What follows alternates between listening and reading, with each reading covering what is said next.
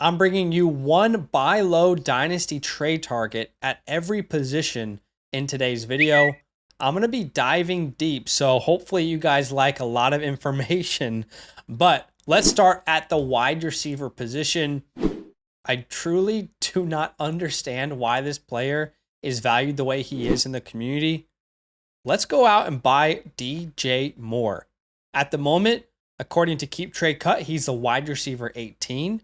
According to the Flock Fantasy Community Rankings, he's a wide receiver 15. For me, he's my wide receiver 8. That might seem bold, but it's honestly how I feel after really breaking down my top 12 wide receiver rankings. And personally, I just don't think people realize how good DJ Moore actually was in 2023. I don't believe he's currently getting the respect that I think he's really earned.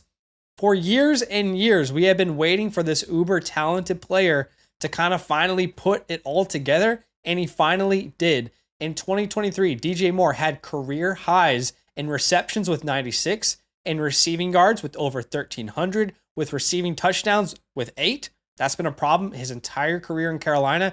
He never could get a good amount of receiving touchdowns, and also a career high in catch percentage over 70%.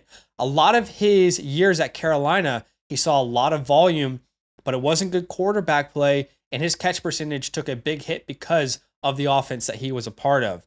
Now, DJ Moore in Chicago this year. Let's check out the percentage of his team's passing offense that he contributed to, because this is insane. Targets, he accounted for over 28% of the team's targets.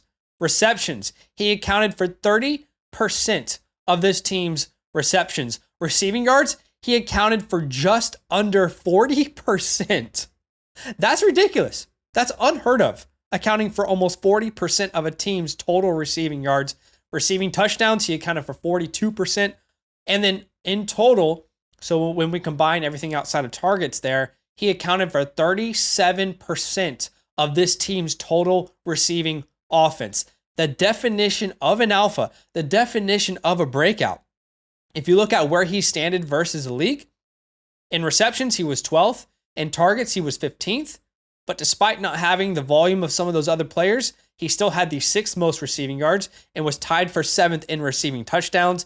He finished the wide receiver 6 in fantasy, and on a per game basis, the wide receiver 9. And I keep hearing a lot of people talk about that blowout game where he went crazy versus the Washington Commanders. People keep using that as like leverage to not give respect to DJ Moore, as if a player who is capable of that shouldn't be accredited for that kind of performance. Well, let's go even further. DJ Moore had more 20-point PPR games this year than A.J. Brown. He had more 20-point games than Stephon Diggs, Devontae Adams, Brandon Ayuk. He had the same amount of 20-point games as Mike Evans. But don't forget, important information here, he was at a disadvantage that none of those players outside of Devontae Adams were at. And that's, he did not have his starting quarterback for the entire year. Justin Fields missed 4.5 games due to an injury in 2023, and that heavily impacted DJ Moore's fantasy output during that time. Let's look in 2023. Here are splits with Justin Fields. That's where it says in split. That's the highlighted yellow. Without Justin Fields, that's highlighted in blue. With Justin Fields, he's averaging over 19 points per game. Without him, around 10. With Justin Fields under center and healthy, DJ Moore was averaging more than every player not named Justin Jefferson, CeeDee Lamb, Tyreek Hill, Keenan Allen, and Amon-Ra St. Brown. He was truly a dominant force when Justin Fields was healthy, and playing good football, even when he wasn't playing good football. Now, we have to ask ourselves, okay, so why, in my personal opinion, based off the community value, is he currently discounted? Let's talk about some of the concerns I've heard from the community. Number one, people aren't sure about Justin Fields' future. They're not sure what that means. If this is what Justin Fields is giving DJ Moore, could you imagine what DJ Moore could do as a wide receiver 1 for Caleb Williams? If anything, changing from Justin Fields to Caleb Williams is going to give an offensive coordinator so many more options in the passing game when you consider Fields' limitations as a passer. This year, the Bears were tied for the 4th fewest passing attempts per game in the league, and yet DJ Moore still finished as the wide receiver 6, wide receiver 9 on a per game basis. What sort of volume could DJ see if this offense even turns to a middle of the pack passing offense? We're talking about the guy who accounted for 37% of his team's receiving work. If they even get to middle of the pack as a passing offense with volume, what could his upside truly be? The second thing that people are worried about is people are unsure about Caleb Williams or Drake May. You know, if they do go with a new quarterback, will it be as good as Justin Fields? You have to decide that for yourself. I believe, based off my evaluation of Caleb Williams, everyone's going to be a little bit different, that he absolutely would be an upgrade in the passing game over Justin Fields. Third thing that people are worried about is they're concerned that Marvin Harrison Jr. might join this team. I will say, this is the one thing that I truly do understand being concerned about. I would have to lower my expectations if Marvin Harrison Jr. rocks up in Chicago. But let me ask you, how realistic is that proposition when we really break it down? If this team sticks at 1, I strongly believe, as well as many people in the draft community, that they're going to go ahead and reset their quarterback contract and grab Caleb Williams. It just makes sense for this team to have a cheaper contract for a longer period of time and probably a better prospect. So think about that. How realistic is it that Marvin's really going to end up in Chicago? And the fourth reason I think that he's undervalued is because of name fatigue. And to me, that's typically where you end up seeing values in Dynasty football. DJ Moore's been in Dynasty for a long time. People have been waiting for him to be good for a long time. And now that he is, it's kind of like, he's an older guy. He's about to turn 27. He's not even 27 yet. I think he's a great value. And cool thing over on the Flock Fantasy website is you can use our trade finder and look at real trades that have happened across sleeper leagues. It shows you the exact sleeper or the exact format of the league and PPR, one quarterback, super flex, whatever, tight end premium. It shows you all of that. And here are some real trades that I have seen that just prove that in certain leagues, he's such an easy buy low. Here's a one quarterback deal where he went for Quentin Johnson and Kyle Pitts. Easy money. Here's another one in a super flex format where he went for James Conner, Cooper Kupp, and Tyler Boyd. Easy money. Another one in a one quarterback 12-team league. Keenan Allen in a 24 first. Now, we don't have the advantage of knowing where that first is, but I assume it's not in the top 5. DJ Moore for Jordan Addison straight up. Give me DJ Moore. DJ Moore for a 25 first. Give me DJ Moore. DJ Moore for Saquon Barkley. I'd rather bet on DJ Moore long term. All those are real trades that have happened in real leagues. Now, here are some ideas that I would suggest that you could pursue if some of those deals don't give you any inspiration. I would be willing to trade any late 2024 first. Anything from the 108 onwards. If that's going to get me DJ Moore, that's perfect. I would trade any mid to late 25 first. I would also be willing to pivot from the following names to get more in return. I'll pivot from Devonta Smith because people think he's younger and they're excited about the Eagles. I'll pivot from Jalen Waddle. I'll pivot from Chris Olave. All those names will give you more in return depending on the player. Olave is probably bringing you the most return along with DJ Moore, but all those players are guys that I'm fine to pivot away from. And then at the running back spot, I'm fine to pivot off of Kyron Williams and Travis Etienne. I don't have concerns about those players, but I just prefer building around wide receivers long term. So that's the first take. A lot of information. Let's take a deep breath here. Okay, and let's go and head into the running back buy low. You might know who I'm about to talk about if you've been on the channel for a little while, but Kendre Miller, in my opinion, is a glaring buy low. He's my RB20 in the community, ranked around RB24 to 26. Important to note that the Saints have just 5 first-round picks in the 2024 NFL Draft. They are tied with the Cowboys and the Jets for the fewest amount of picks in the league. So we can make the conclusion there that it's more unlikely that the Saints will draft a running back, given their lack of resource, than any other team in the NFL. And we also have to consider that they just spent a day 2 pick on Kendre last year. And look, I'll be honest, I expected Kendre to eat into Alvin Kamara's workload way more in his rookie season, specifically on the ground. And you could argue that he probably should have had a larger role on the ground than what Kamara was given. Because while Kamara was good for fantasy and PPR formats because of the checkdowns and the receptions, Kamara was wildly inefficient on the ground, like really, really bad. In 2023, he was 69th in yards per attempt at 3.9. He was 80th in yards after contact per attempt. He was 54th in missed tackles forced per attempt. He had a 13.7 breakaway percentage. Yeah, this was not the same Alvin Kamara that we are used to seeing. The guy who's breaking away these big explosive plays, that rarely happened. Only 13%, almost 14% of his plays went for more than 15 yards, or percentage of his yards, right? That was 77th in the NFL. His elusive rating was 88th, and his PFF run grade was 35th. Don't get me wrong, Alvin was great for fantasy, but there's a clear need for this team to get a more efficient running back on the ground. And we also have to ask ourselves, maybe Kamara stays, but how long can the Saints really afford to keep Alvin Kamara? And is Alvin Kamara willing to restructure? You can see on your screen now, this is the average per year that a running back makes compared to the rest of the NFL. Christian McCaffrey makes the most per year of any running back, deservingly so. Alvin Kamara is right there at number 2. Is Alvin Kamara at 29 years old going to be worth $15 million a year to this franchise? If not, they have an out this offseason that they could potentially take advantage of. Who knows? Maybe they keep him. Maybe they don't. If they don't keep him, you will not be able to get your hands on Kendre Miller. It will be impossible to go and grab him. But what did Kendre Miller do with the opportunities that he did have? How good was he when he did get his shot? There were 2 games where Kendre played at least 35% of the snaps, and he saw at least 14 touches.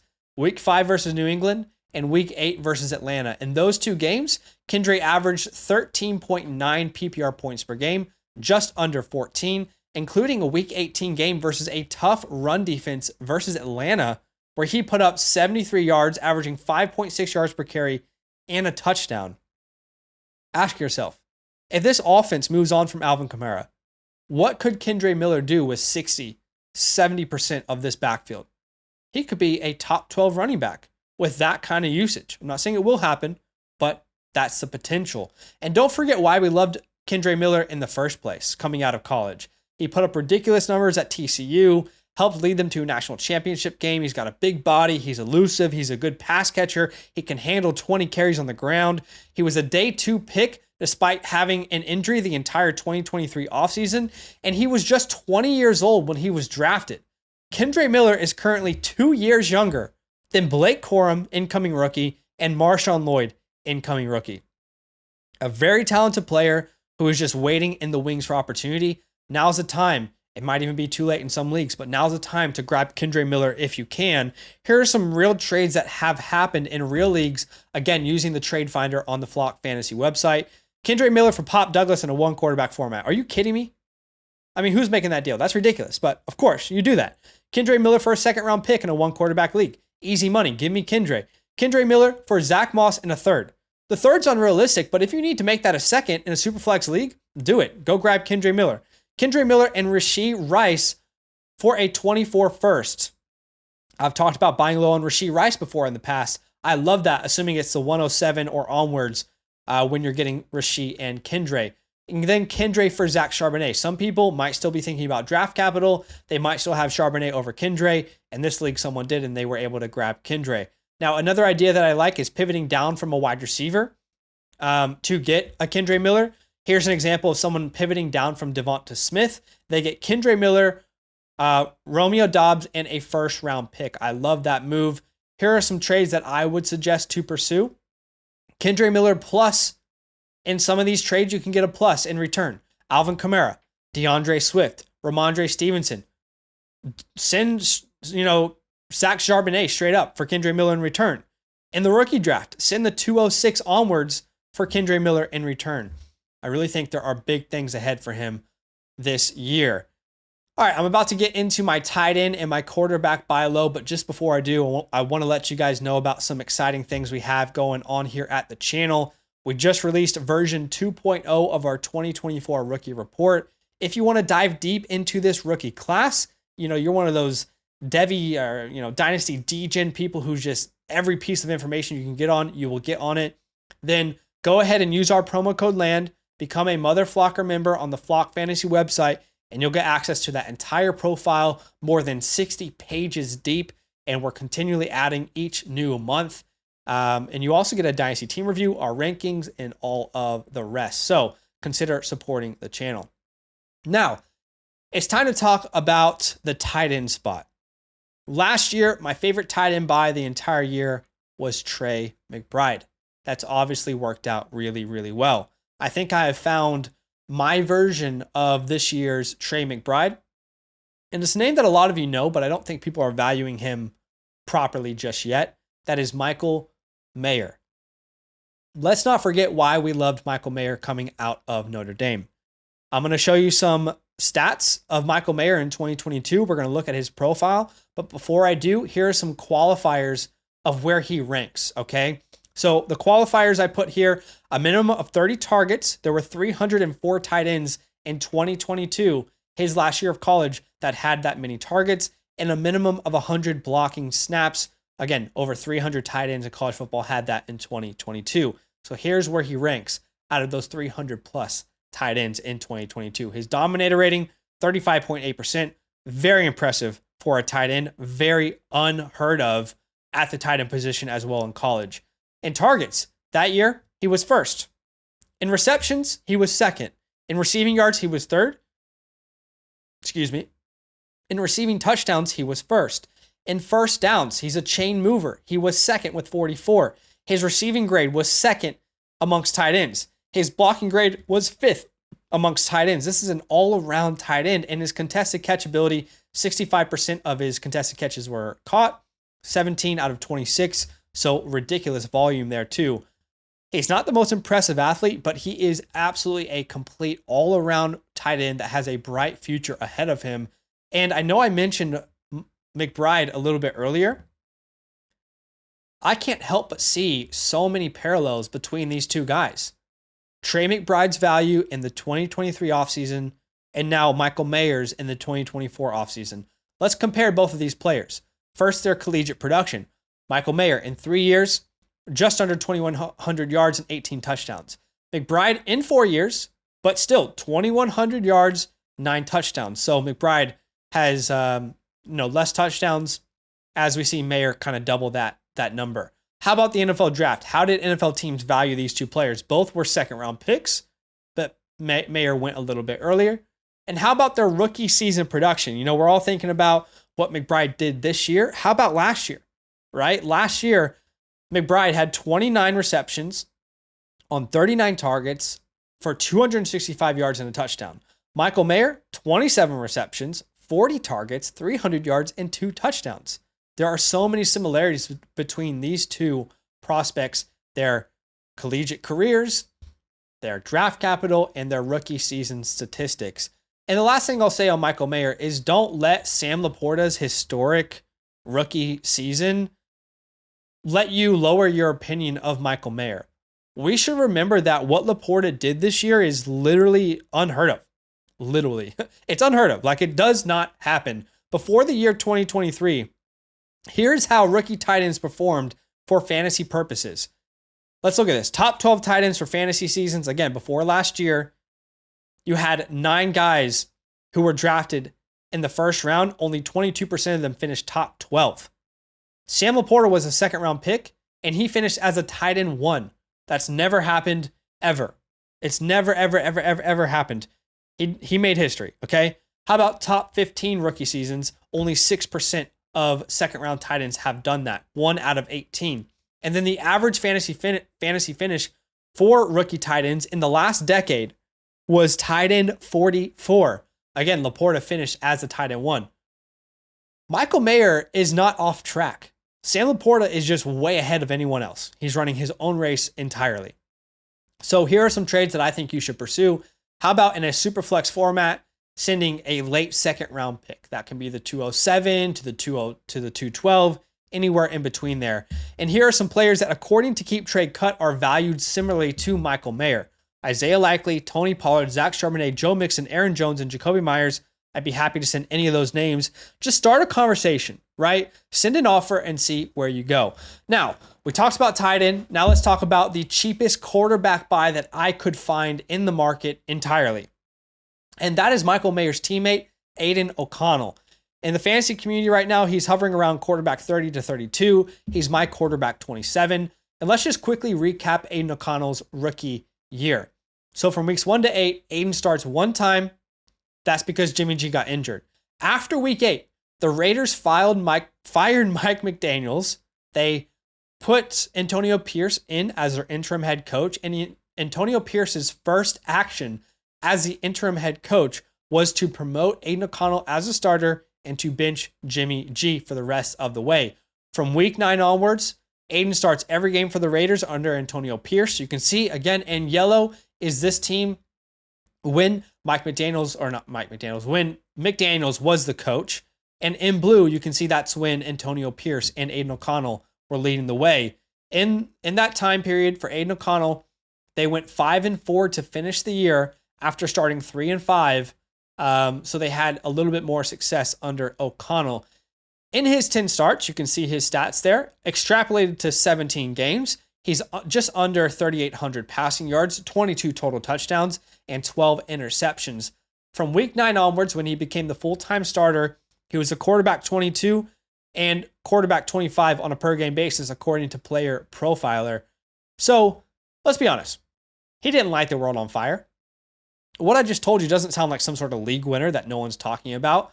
But what is working in Aiden's favor? Number one, Antonio Pierce is back as a head coach. The same guy that decided to go with him during his interim coaching gig. Number two, the Raiders' new GM is Tom Telesco, the old Chargers GM. Now, Tom Telesco was fired as the Chargers GM after Aiden O'Connell put up 4 passing touchdowns against the Chargers in that 63-point blowout against Los Angeles on Thursday Night Football. So Tom Telesco, the new GM, Aiden is one of the reasons why that guy got fired. He knows his potential. Another one, Aiden's finish to the season, was really strong. In the last 4 games, he finished the year 3-1, including a win versus Kansas City, and he threw 8 touchdowns with 0 interceptions in those last 4 games. Another one, competing for the job, if they bring in competition for Aiden, is nothing new for him. He was a walk-on at Purdue after he didn't receive any major scholarships from any big programs. Eventually, he became the starter for the Boilermakers and set numerous school records in his last 2 seasons starting for the school. Here's a quote from Aiden himself. He says, "There hasn't been a lot of years where I have been the unquestioned starter coming in, so I'm used to competing." He says, "I had to compete to get to the spot I am in now. I also think it would be right to have competition. It's the NFL. It's the best of the best. It's my job or try to keep my job. It's my job to try and keep my job. And it's the people around me's decision to get the best person for that job." So he's ready to go out there and battle. He has that mindset. Also, last thing here, the Raiders are not in the top 10 of the NFL draft this year, which means that they will not have a very good chance to select a quarterback, one of those top guys. They started, they'll be 13th overall in the draft. So the Commanders, Patriots, Giants, Falcons, Vikings, and Broncos are all ahead of them, and they all need quarterbacks. So that is something to also consider. It's not like the Raiders are in a good position to replace him. And they also have quite a few needs on this team. My expectations are low for Aiden, but so is the trade market. Here's some trades that you could pursue. A mid-third round pick looks like it could get the deal done in some leagues.